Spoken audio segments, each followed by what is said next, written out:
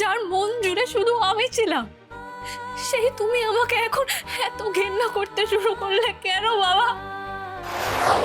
আর তোমাকে আমার জন্য কষ্ট পেতে হবে না বাবা। তুমি খুব ভালো থাকবে, শান্তিতে থাকবে। আমি তো তোমার সব যন্ত্রণার কারণ, তাই তো? তুমি এক কাজ করো বাবা, তোমার দু হাত দিয়ে আমার গলা টিপে মেরে ফেলো।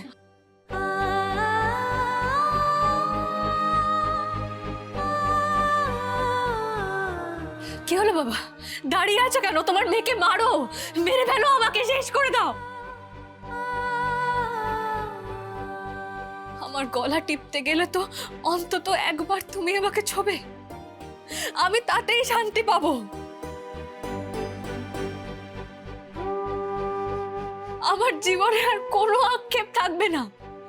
আমি এইটুকু জানবো যে মৃত্যুর আগে অন্তত একবার আমি আমার বাবার হাতে স্পর্শ পেয়েছি। এটাই আমার কাছে অনেক বড় পাওনা। বাবা, আমার আর একটা শেষ ইচ্ছে পূরণ করবে? আমাকে একটি বার তুমি শাওন বলে ডাকবে?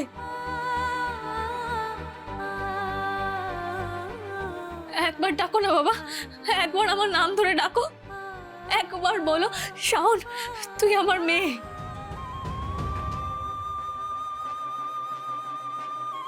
ব্যাস, আমি হাসতে হাসতে মরে যাব।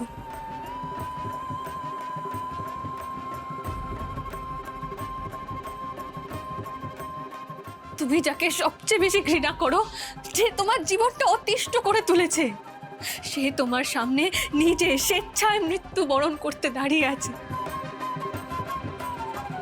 তাহলে তাকে কেন তুমি মেরে ফেলে নিজের জীবনে শান্তি ফেরাচ্ছ না বাবা? একটা মিনিট দাঁড়াবে বাবা, আমি এক্ষুনি আসছি।